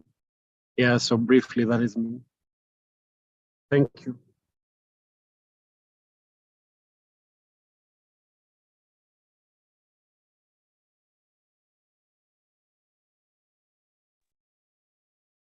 Nathan, Dr. Edward Kinyanjui is a friend of Vegeport Africa. He's a doctor by profession. He requested me to pass his apologies on his behalf. He tried joining, but I think there was a problem with connectivity. Kindly accept his apologies. He will be with us in the next session. Okay. Vyema, tunashukuru. We appreciate and look forward to more good things to come. I think personally, I'm feeling very inspired and call to action to be sure that we remain connected and keep moving forward together. So I'll open the floor again. I think we're moving towards closing in the next several minutes, but again, want to invite anyone with questions or ideas about the way forward or how we can be sure that this change that needs to happen, starting within, that we're embodying these values of humility and collaboration and compassion and love, that we embody those in our daily lives and support each other in doing it in a world where this is often hard, to be a person who truly cares and is trying to stand on behalf of the oppressed, the children and other marginalized groups.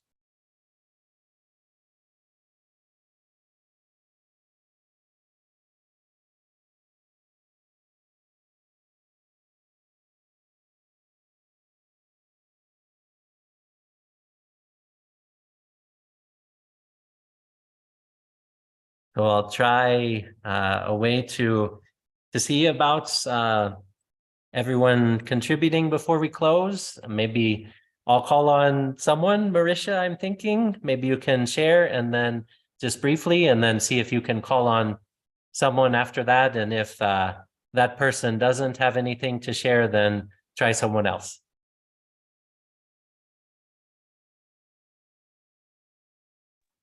Sorry, did you say anything? Did you say Vanessa or something? I don't know. Oh. So I was suggesting a way to. Yeah, go ahead, Vanessa. Okay, yeah. I just want to thank you very much for the organizers. This was an amazing meeting, very relevant and very helpful to foster our thinking and our actions towards this great transition that we are aiming so much. So thank you very much. Thank you very much for all of you that spared the time here. And I'm looking forward the next meeting and what we're going to be doing after that.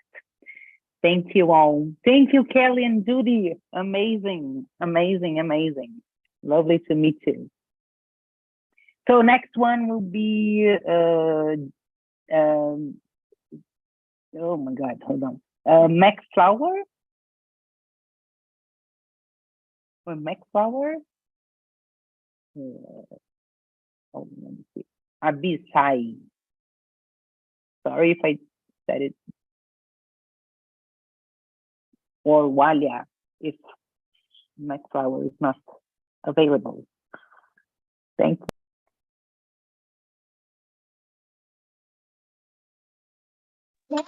Yeah.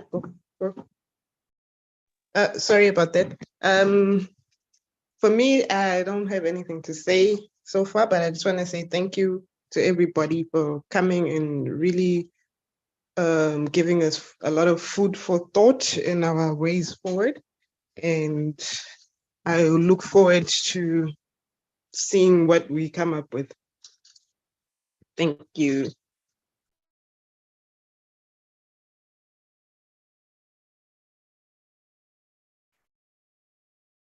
Thank you, Walia. Maybe Scovia. I don't know if your audio is working. Are you able to unmute and share?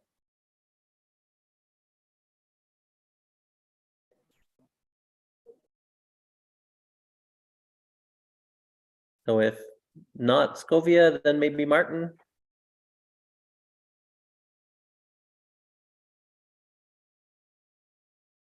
Now I see Scovia's hand. So maybe Scovia, then Martin. Okay, sure.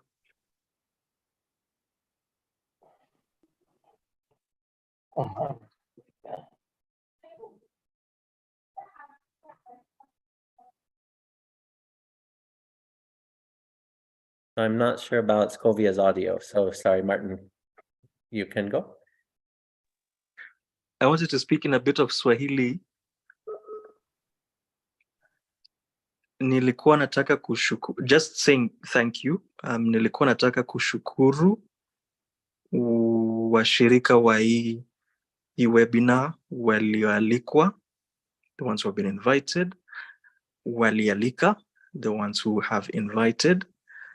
Nimepata habari za vitu zingine sijawahi jua na imenielimisha. I have gotten a lot of information of what has been, what I confirmed, what I knew and what I have been told.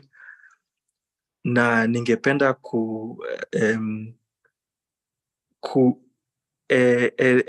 endeleza my gratitude, to forward my gratitude to the awesome team that has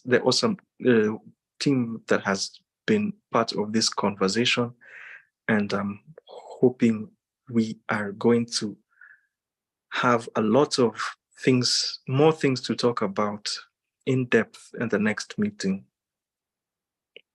To put it in summary, thanks Nathan, thanks Judy, thanks Kelly.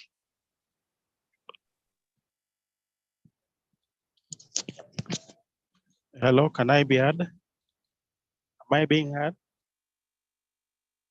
Yes. Yes, you're being heard. We can hear you.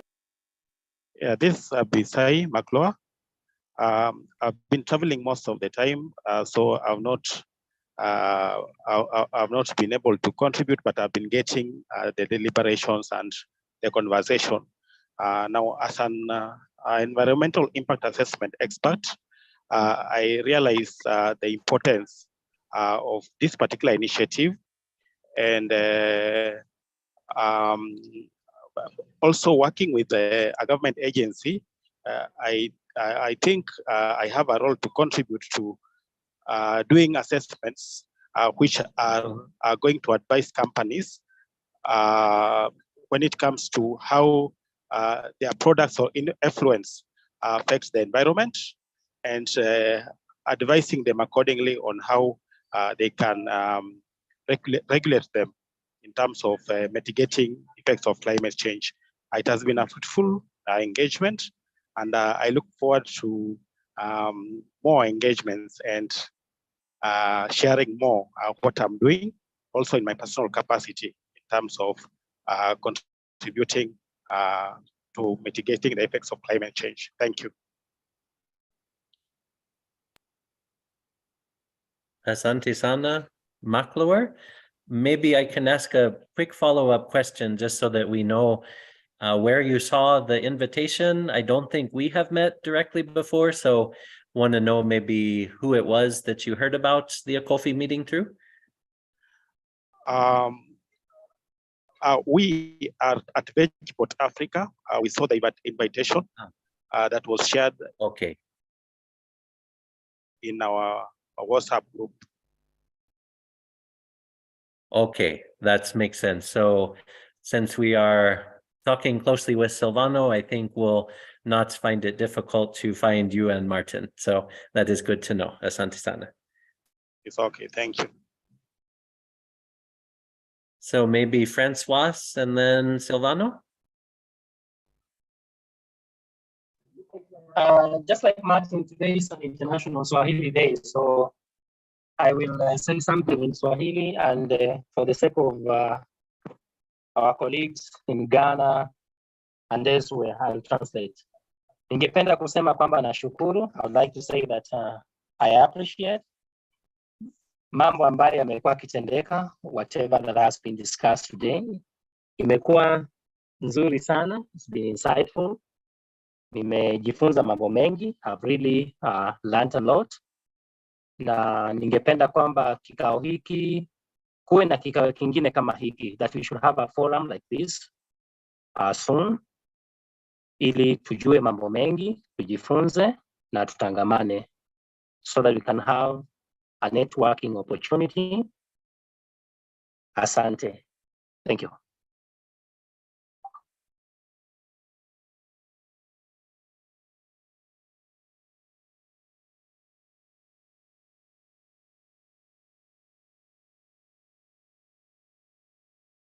Asante sana, Silvano.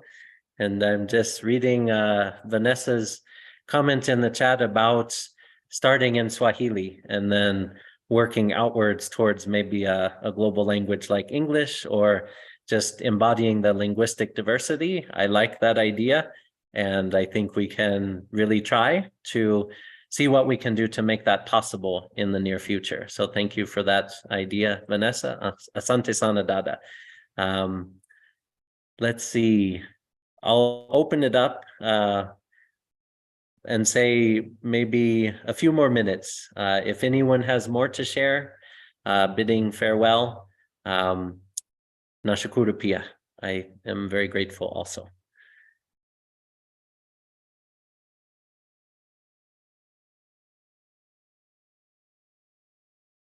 I think almost everyone has had a chance to speak. So if anyone would like to volunteer to close us off, end us up with this webinar and bid us a good way forwards together on the hopeful and important journey that we have ahead of us.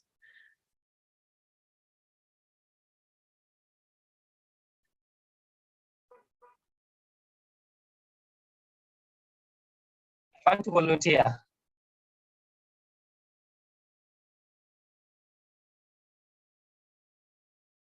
Ati, did you volunteer, Silvano? Sure. Okay. Karibu sana.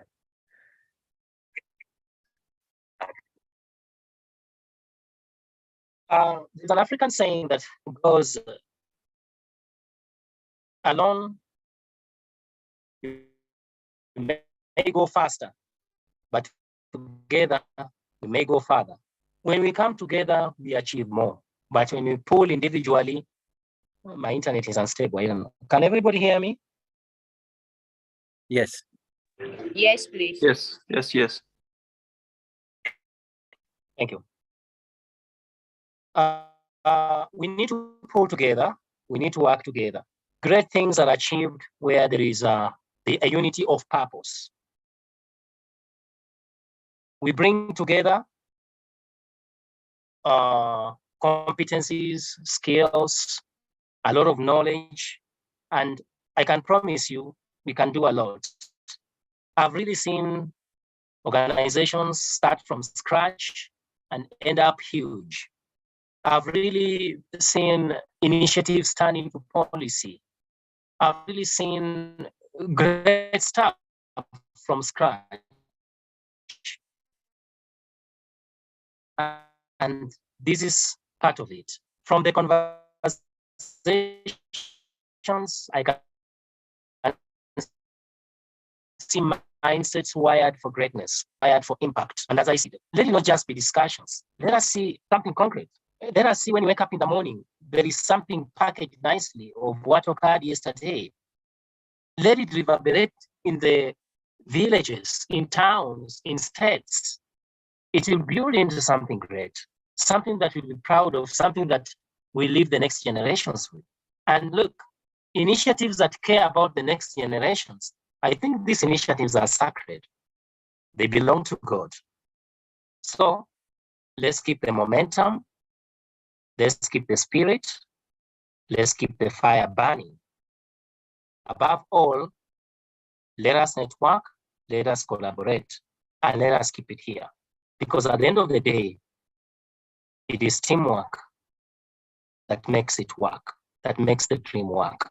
So here is a collective dream, and it will only work when we keep the momentum, we keep the fire burning, and we keep the network alive.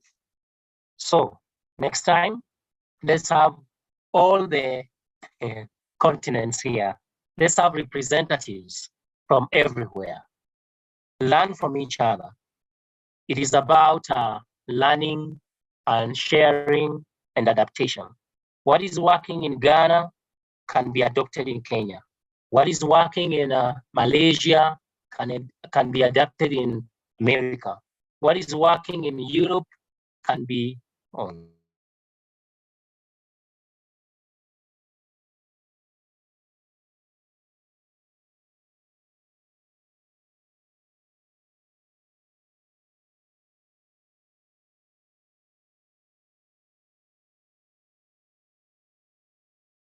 Santisana Silvano, if I heard right, maybe a call could have come. Lakini umesema ukweli kabisa. You have spoken the truth completely. So I think we're moving towards closing again, and that was possibly the last, but maybe Walia, Vanessa, Tess, or Kelly, anything to conclude with? I'm good here. Cool. Thanks, Kelly. Walia, Vanessa, Tess? Nothing from me. Mine is to say thank you so much for joining in, and thank you so much for starting and finishing with us. We do not take it for granted. Asanteni sana. Thank you. Yeah, just to say, let's keep moving, keeping our positive minds and working to change this whole thing together. You know, I was trying to see like, Sinesi Kwelesa, Shukrati, Ninamwashi Kuya, Kuya Hapa. Okay, so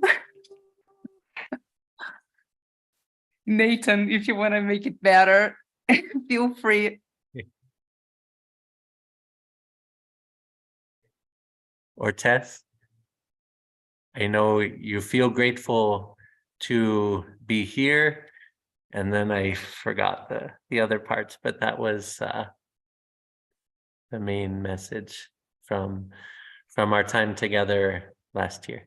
Yes, Tess? Oh, I think from also what she said was that she was also happy for being here, like kuwa hapa. Yeah. Mm-hmm. Kweli tuna pendana. Truly, we love each other. Kweli tuna penda nyumbani yetu, our home. Dunia moja, one planet. Asanteni sana. Thank you all. Until we meet again. I'll close the meeting for now.